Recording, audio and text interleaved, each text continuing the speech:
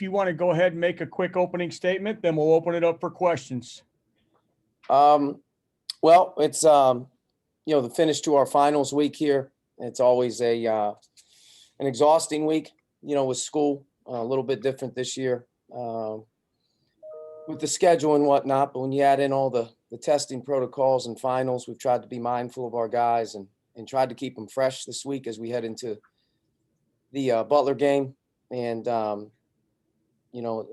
finishing up this week, we're obviously very excited to get back to playing. I think that's important. And we got a lot for Butler. We have a lot of respect for this event. It will definitely feel different without the crowd. I think that's what makes it so special.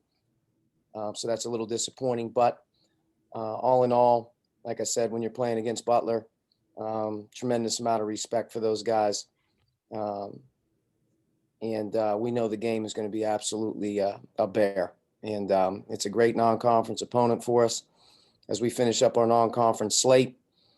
Be able to get all 7 non-conference games before we head to the conference, was essential to us. And feel like our schedule strength is as good as anyone in the country. And it's prepared us for the long grind. So we're excited to play, though, get back to work and get back on the floor. Alex. Archie, I'm just curious your thinking in terms of the Crossroads Classic. It's going into its 10th year now. Is this something you see continuing for the foreseeable future as you look forward in the years to come in terms of the non-conference schedule?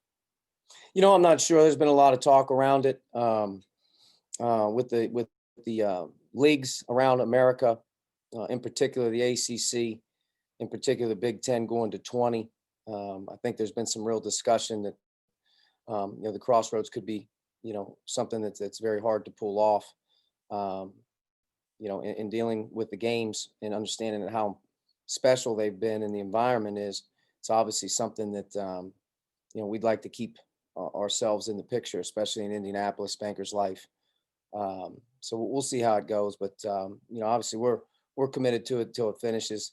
And then we'll have to see what every team's going to do when they're in there, what's best for them. But we're also going to have to do what's best for us.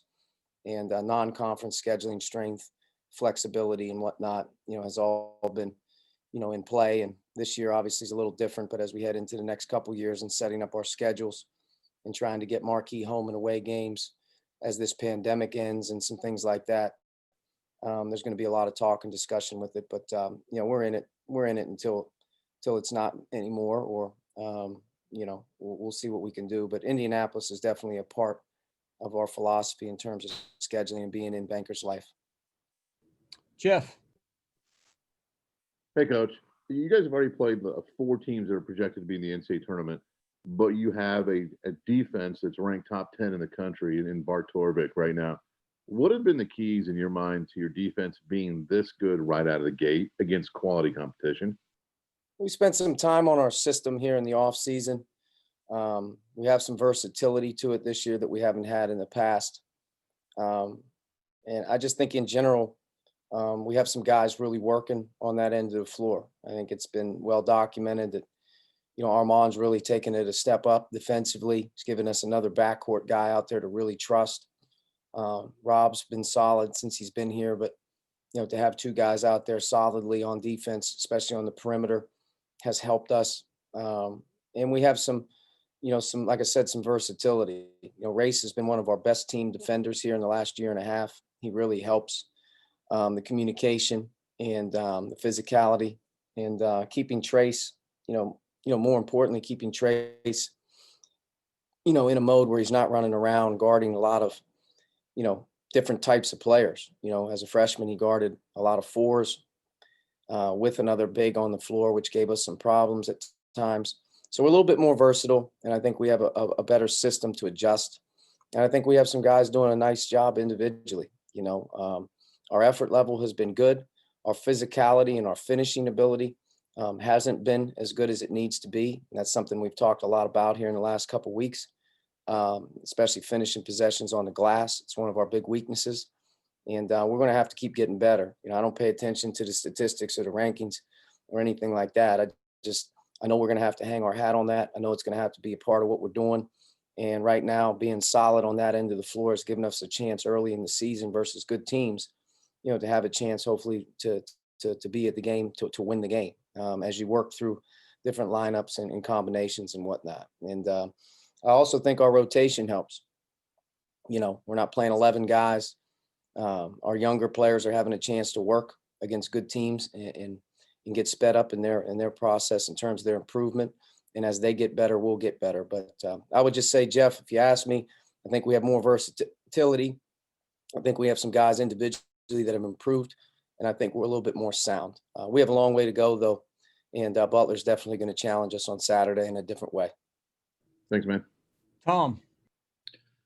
Archie, are you at all surprised that you made it through all 7 non-conference games, be able to play every one and not have to worry about starts and stops yourself, especially when you see what's going on around the country at other places? Yes, I mean, I think we have our fingers crossed every time we hit a game week and we start to, obviously go through our own protocols here. The fact that we've played a lot of our games away from home has been one of the big things that's been really nerve-wracking. As you get ready to go to the Maui event, you're just not sure how that's going to work with 8 teams in one venue. And I think I said this after, but the Maui event was an unbelievable blueprint for how you can be successful in those type of situations. And, hopefully the NCAA tournament and whatnot can communicate with those guys because, you had all 8 teams, one spot, one hotel, testing every day, everyone away from one another. Very rarely did you have interaction with other groups of people. And I thought being able to pull that off was monumental. I mean, just an unbelievable task. As you get done with that, you have to go on the road and play against Florida State. You cross your fingers on that one that you don't have any problems in Florida State being able to be in a good situation. So us playing that one, we got good. Our 2 home games, with Tennessee Tech and also North Alabama, I mean, it's right up until game day. I mean, you just basically wait and cross your fingers that there's nothing happen. So we've been very fortunate in that regard. And I think as we head into this one, Butler, I know, has been through the gambit here in the last 3 or 4 weeks, which has been unfortunate for them. They got back on the floor on Wednesday, not at full strength, but they did get back on the floor. So it looks to me like they have a unit that, is continuing to get healthier and better, which is good for those guys. And looks like Saturday will be a go unless, something happens between now and then. But, our guys have tried to stay diligent in what we're doing. I give our medical team, the Big Ten, a lot of credit on what they're requiring us to do. And it's kept us on our toes, but no question about it. I mean, it's the luck of the draw. There's teams that have missed 4 and 5 games that have had to reschedule and cancel. And we've been lucky in that regard that we've been able to pull ours off. And I think that will go a long way as we head into, conference play. As I look at our league, I think the Big Ten in general, I don't know if a Big Ten team since basketball has started has paused game action. If they've had games missed, it seems to be something on the other side. So to me, it's a great sign that as we finish up this week and head into conference, knock on wood that we probably will deal with some hiccups. But in general, it looks like our league is set up to have a full slate and get a great conference season in with the best league in the country. Bob. Yeah, to follow up on Tom's question, could you speak to the sacrifices and the discipline that your guys have shown, in the past couple of months, just to make it possible for you guys to play these games without any stoppages? It's taxing. It's very taxing, especially for young people. I mean, we're up every morning. Realistically, since the beginning of, middle September, beginning of October, and then practice starting, we're up every morning, and everyone in our group is testing between 7:30 in the morning and 8 o'clock every day. And I think you guys know, for young guys to have a schedule like that every single day, where you're getting up in the morning every day to come and get tested, it wears on you. It's early mornings. You got a lot going on with school. You got practices and whatnot. But our guys have hung in there every day. Tim Garl, Larry Rink, our administration, has continued to emphasize how important it is to not miss, to not have slip ups, and then obviously it keeps you on your toes. I mean, it really does. You got to try and be diligent with what you're doing off the floor, because you know what a positive can lead to moving forward, especially in the Big Ten with the stringent protocols that go into our league and what that requires our guys to do. But it's taxing mentally more than anything. It's a lot of early mornings, 7 days a week. To me, it has to be done. But it also, it goes a long way in terms of your team wanting to be successful.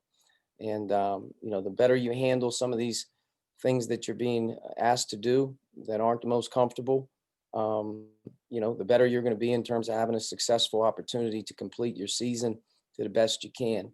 And not that we're not going to deal with problems like every other team in the country, but it's definitely something that I think is an added element of stress, weight, anxiety every day that you got to do it. And, to me, those early mornings, every single day, 7 days a week now, heading into months at a time, you get used to it. But at the same time, man, it's not the normal deal where you got a day off every day for the guys and, they get to sleep in or one of those deals. I mean, it's crack of dawn. And, like today, I mean, we're already finished with our first round and we're going to practice here in a little bit. And we're going to have another round here at 8 o'clock tonight. We'll do it twice.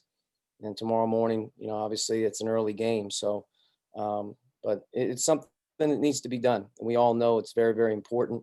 And I just can't say this enough, that the Big Ten, their care and their extra thought process and what's going on has set our players in our league up from a basketball perspective to have a great chance at consistency, at good seasons, at safety. And it's unprecedented, but it's also something that, needs to be done.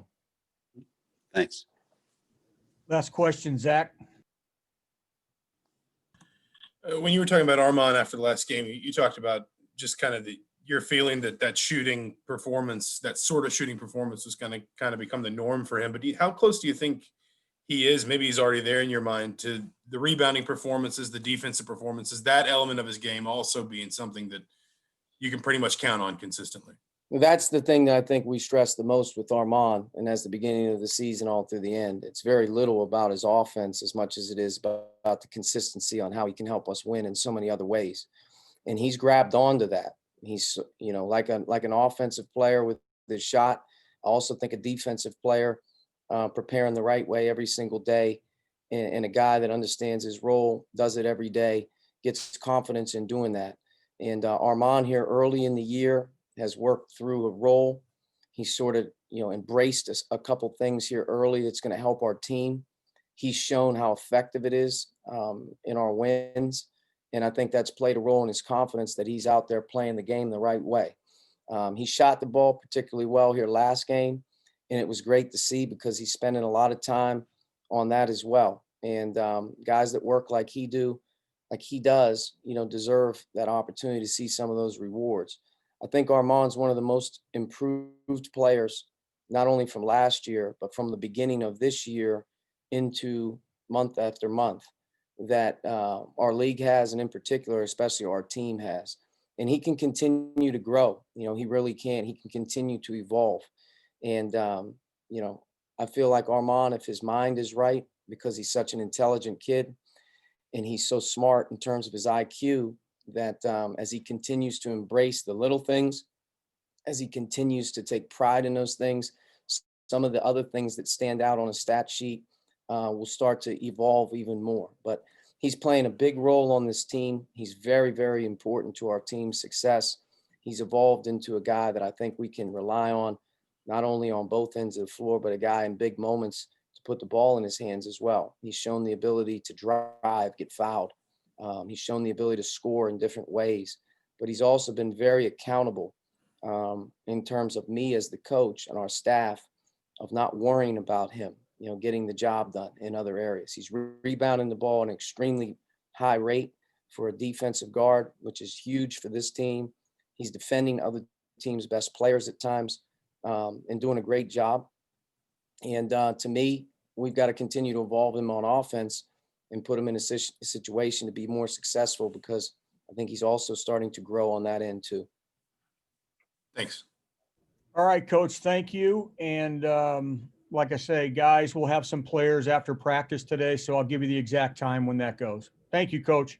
All right, thanks. See you guys.